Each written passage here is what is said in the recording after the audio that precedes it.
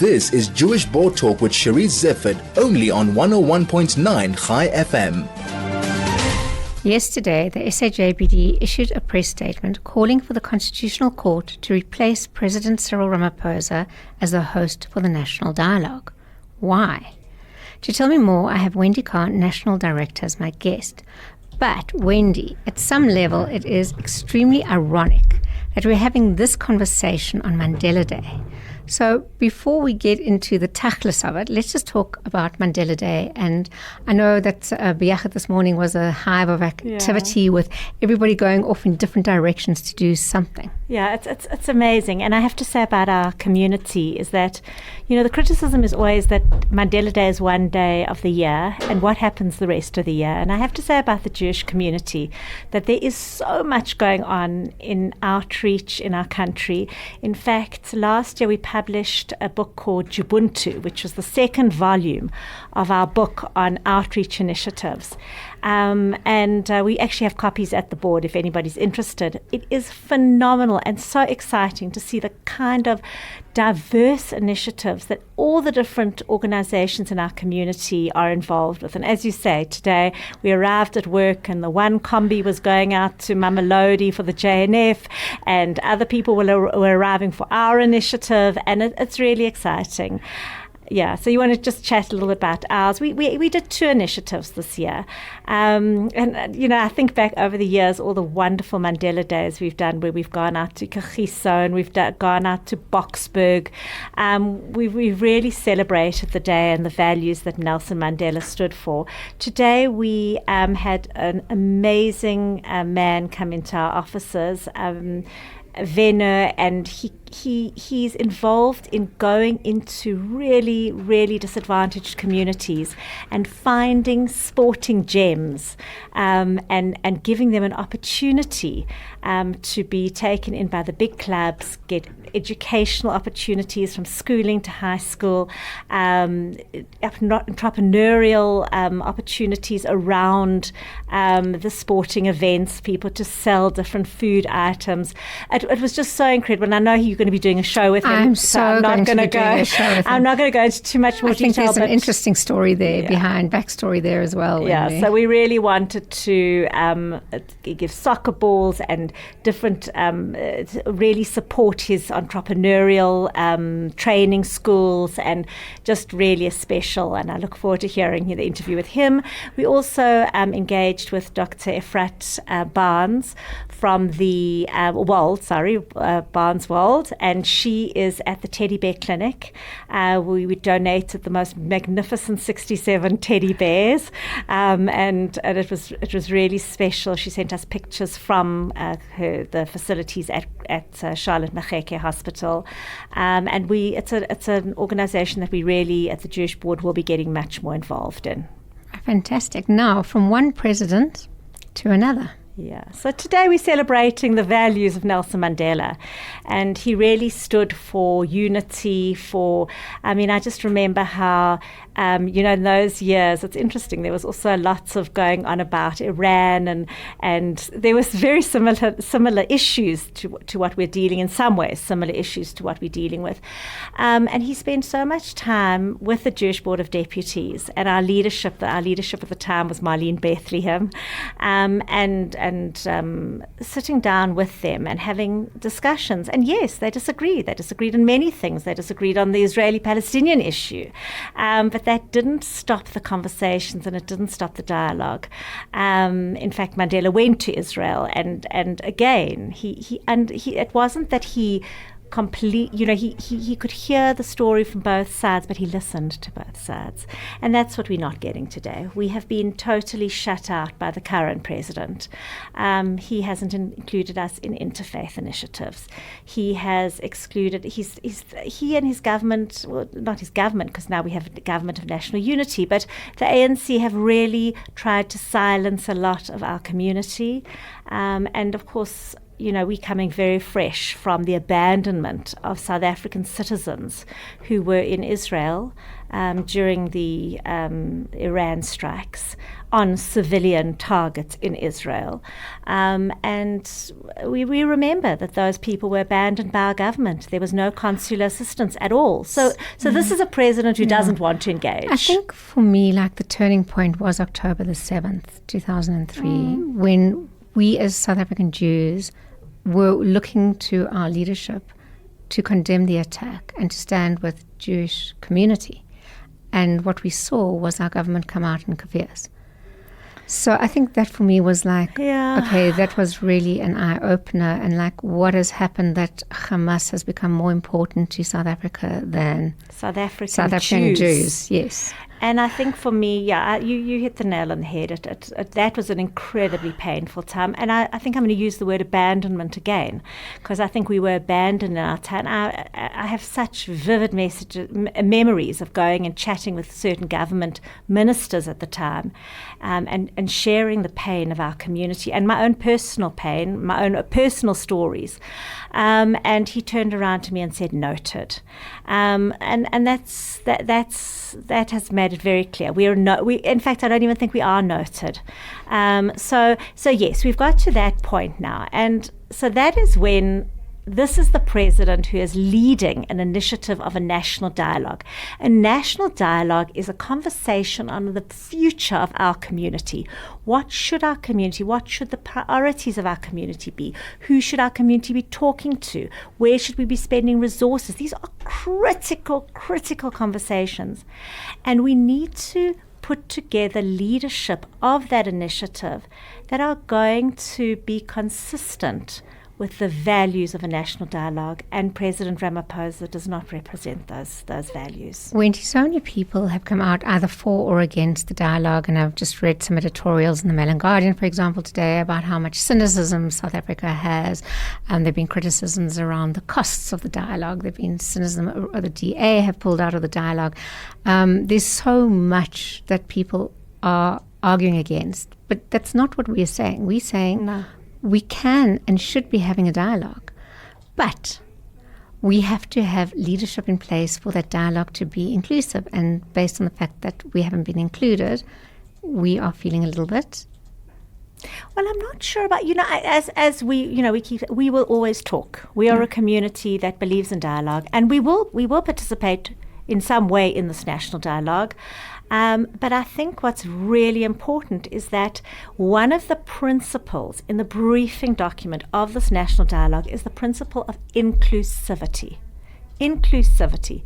That means that when you are choosing the leadership, you need to choose people that are going to embrace that value of inclusivity. And what we found extraordinary is that when President Ramaphosa selected his they called the Eminent Persons Group. I mean, what a pretentious title. The Eminent Persons Group. He chose somebody like Imtiaz Sooliman, who, let's be honest, has really been the face of this entire national day. I mean, when you look through the media, his is the photo next to a beaming President Ramaphosa. He has been the face of this national dialogue. Absolutely. He's been the spokesperson, actually. Absolutely. And he's had his press conferences outside the national dialogue. I mean, it's really become his initiative. So when you choose somebody like that, and that is somebody who has actually come out in what are pure anti-Semitic comments against our community, how do you select someone like that to be an eminent person? Shall I read what was said? I'd really appreciate that. I will do that for you. Okay, so this is taken off a Salam Media video on the 5th of October 2024. Every time we protested, the Zionists were too clever. They were arrogant, acting with impunity. They put fear into you. They put fear into corporations, into universities, into communities, into governments, into political parties, into associations. They run the world with fear. They control the world with money, and every time you say something, they terrify you and they say it's anti-Semitic. Now that is like taken straight out of the protocols of the Elders of Zion. It is really the most classic anti-Semitic. Jews run the world. Jews run the banks. Jews run the universities. Jews run the world. And then they weaponize it. And then they weaponize the anti-Semitism when they're called out for it. So I think we just need to make, he's very, Imtiaz Sooliman uses the word Zionist. And that's the kind of a code word for Jew now. Because, it's used. I think we all know. We all know, but I think we just need to make it very clear, and we made it very clear in our press statement, that according to the Kaplan survey, and Kaplan Centre is in the University of Cape Town, so it's an academic survey. They did one of the questions was, do you have a connection with Israel? And 96% of South African Jews said, yes, we have a connection to Israel. Different levels of connection, some weak, some very strong, mostly very strong, but 96% of Jews have a connection, whether it's we've got family there, it's our biblical homeland, it's our heritage, it's our religious homeland, we pray whatever it is. We have a connection to Israel, and we're allowed to. We live in a constitutional democracy, and that provides us with freedom of religion, freedom of belief, freedom of association, and that is what we're entitled to. So Dr. Sooliman might not be a Zionist, and he might not have a connection to Israel, and that's fine, and I respect that. But he, likewise, should respect my right as a Jew to have that connection. Wendy, it's not the only thing that he said, and I'm going to try and find the other quote, because I think it's important that we understand that in a week where that started off with our president removing the minister of police, when our crime situation is so incredibly, there's so little trust in the police at the moment. I mean, that was also in all the media today, how few South Africans trust the police system, and we've just had our minister removed. Yeah, I think it might be interesting to read this quick quote. I think before you read it, I just would like to say that one of the other principles, because we've studied this briefing document extremely carefully, we spoke about the principle of inclusivity, but there's another principle of this national dialogue, that it's around accountability. And that's really, really important, that we're looking to the future to create a national dialogue that is going to look for people that are going to be accountable and law-abiding. And that's why it's so problematic. And are you going to read the other statement that he made? This is from Hillel TV, 7th of October, 2024. Hillel. Hillel. Not Hillel. Not Hillel. Well, we are cousins. Okay. This is a quote, direct quote. I don't follow international law or human law. I don't need any permission from anybody in the world to tell me what to do. I break the laws all the time. Now, that is certainly not what we want as the face of our national dialogue. Absolutely not, and it's extremely problematic. We're living in a society where we have such we are fighting so hard to uphold the police services, to uphold our law and order, and create and turn around this country into something that we all feel secure and safe in. So I do think that's a very disturbing message, and we've raised those issues. We want people on the eminent persons group to be people that reflect our Constitution, and we want our president to be selecting, or the head, the patron. Exactly. We don't want our president to be the patron. So the patron of this national dialogue needs to be somebody who is selecting eminent people that are going to represent the framework of our Constitution in looking forward. And that's why we have questioned whether President Ramaphosa is the right person to be making those selections. Is he the right person to be the patron? We don't think so. And whether it's the Constitutional Court, and we put forward the Constitution, whether it is the Constitutional Court, whether it's Parliament, whether it's any other grouping, that's not the issue. The issue is to find a structure that we are going to have trust in, that's got credibility, and that's who we need to look to be forming this national dialogue. We started off talking about the Mandela Day and how the Jewish community have been involved in outreach. And I think it's also a good point to talk about Jewish contribution to South Africa throughout, since the establishment of South Africa, the huge contribution that Jews have made. And I bring it up because it's so easy to kind of like scapegoat certain communities, and we've seen it more and more and more. And it's just aligns, like we get xenophobia, we get the anti-Semitism. I think it was last week I spoke to Alana, who is not only our president of the Jewish Board KwaZulu-Natal Council, but she's also sits on HIAS. And the instigation of that is taking place in our country at the moment is quite worrying. And actually our community, together with others, can have an impact, and we want to. And we really have. And I think, I think back, you've mentioned I mean, for me, one of the low points of my time in this position has been when we had the xenophobia, 2008, 2009. It was horrific. I remember we were together with other groups in our community. I mean, that was the highlight, was to see everybody from the Union of Jewish Women to Habonim to everybody came together, and we went to those those police stations which were acting as shelters, and we went out to the camps, and it was such a heartbreaking time, but we were there. There. And when Boksburg explosion on Christmas Day a few years ago, our community was there, and we didn't just leave. We stayed there, and we made sure that the burials took place, and that families identified their loved ones, and that there was. We provided psychological support for people. It wasn't that we ran in and when the cameras were there. We stayed and made sure that community was back on their feet before we left. And I think during COVID, I think of literally every single province. We were working there. We were identifying NGOs that we could work with. We had a massive, massive fund. We were so blessed by a generous donor.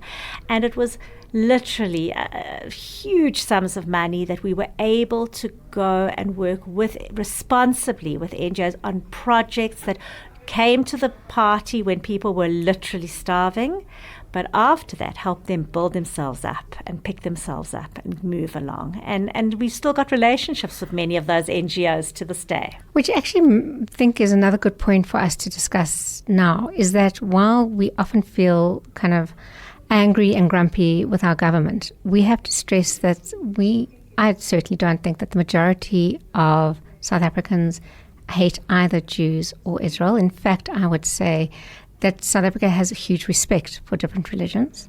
Yeah, and I'm sorry, I've probably told the story here, and I tell it a million different times.